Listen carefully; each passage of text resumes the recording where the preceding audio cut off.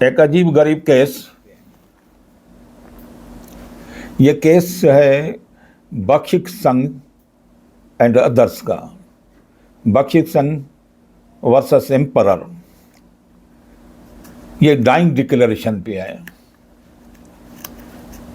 بات یوں ہے کہ ایک شخص لال سنگھ کا دوسری پارٹی کے ساتھ تنازع تھا اور لال سنگھ کا کیس لدھیانہ کورٹ میں تھا۔ وہ اپنی تاریخ پہ ڈیٹ پہ جا رہا تھا۔ راستے میں 5 بندوں نے بخشک سنگھ،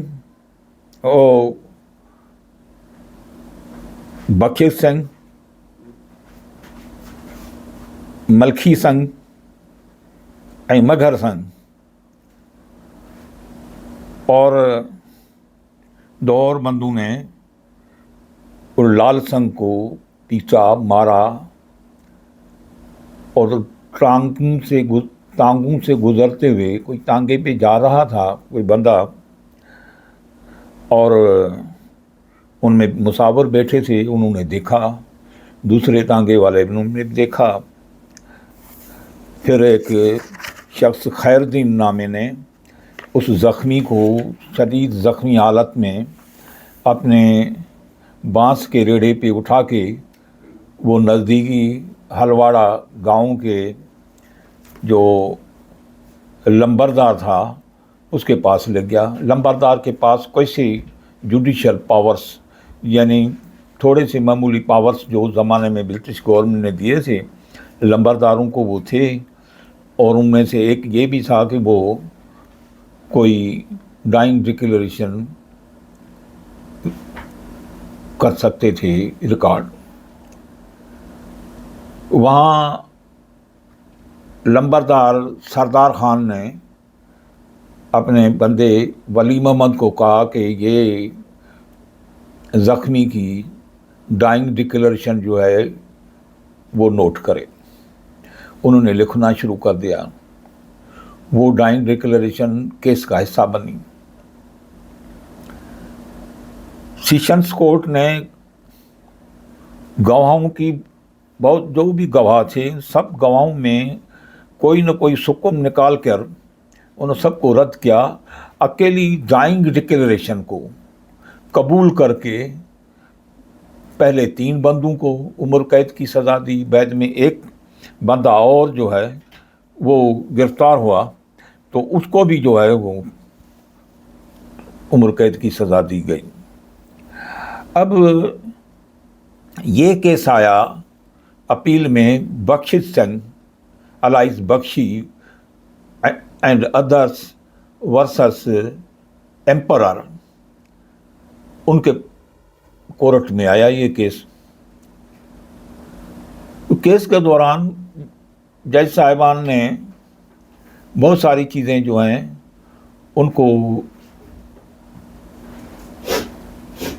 एनालिसिस किया, एक एक चीज़ को देखा और उसमें मेडिकल सर्टिफिकेट्स और जो डाइंग डिक्लेरेशन है जिसके बुनियाद पे उनको जन्म सज़ा मिली है, उम्र कैद मिली थी, उनमें बहुत बड़ा कंट्राडिक्शन था।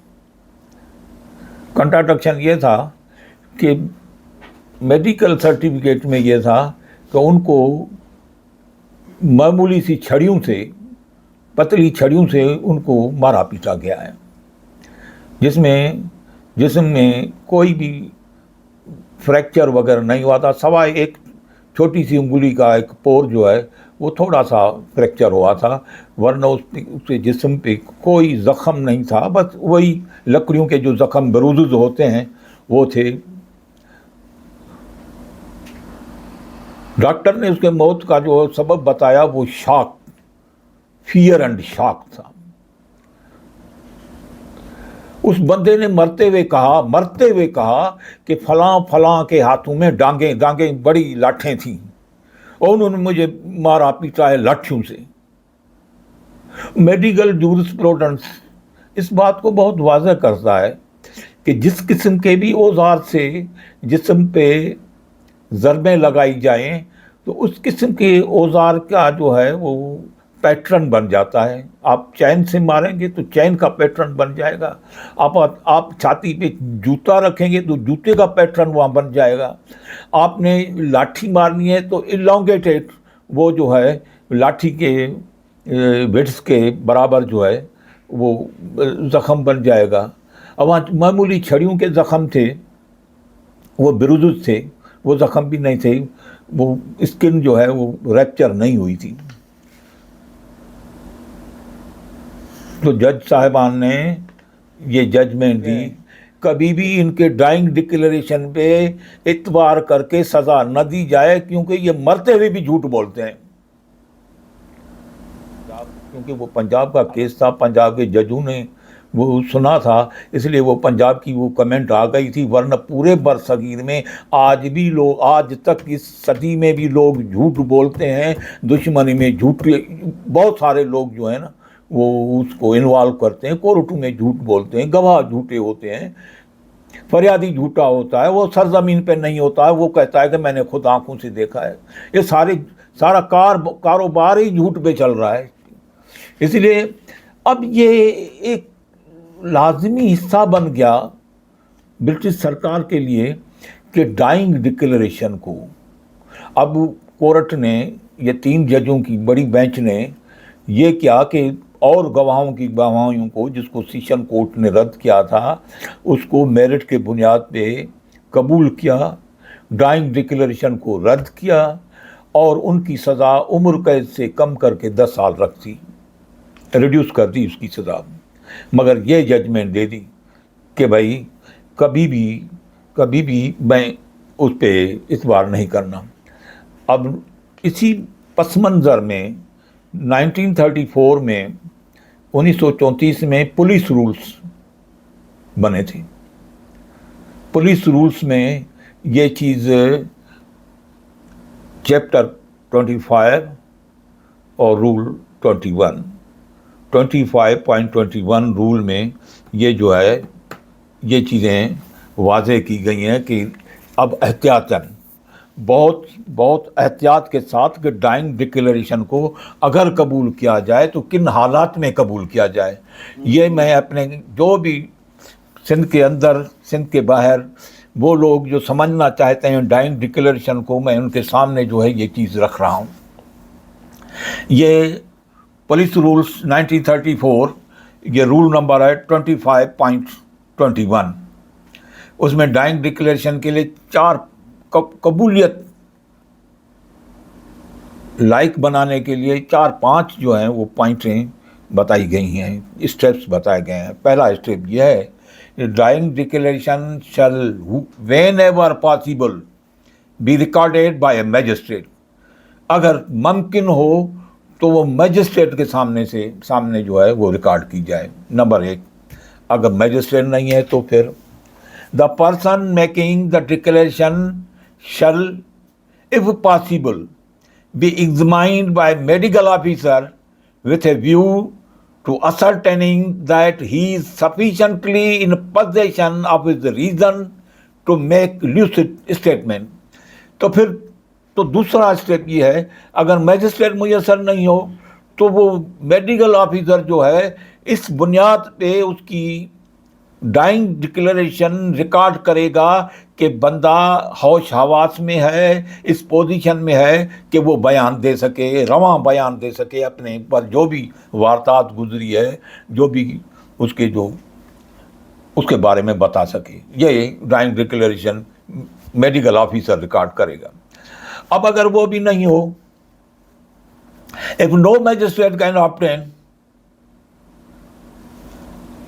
اور وہ میڈیکل آفیسر بھی نہیں ہو، the declaration shall when a gazetted officer is not present. تو پھر تو گزیٹڈ آفیسر کو، وہ گزیٹڈ آفیسر یا ڈی ایس پی اور اباؤ جو لوگ ہیں جس کی جو بھی ٹرانسفر، پوسٹنگ وغیرہ نوٹیفیکیشن ہو، گزٹ نوٹیفیکیشن کے ذریعے ہوتی ہے، گزیٹڈ پولیس آفیسر جو ہے ان کو کرنا چاہیے. اگر وہ میسر نہیں ہو، be recorded in the presence of 2 or more reliable witnesses unconnected with the police department and with the parties concerned in the case.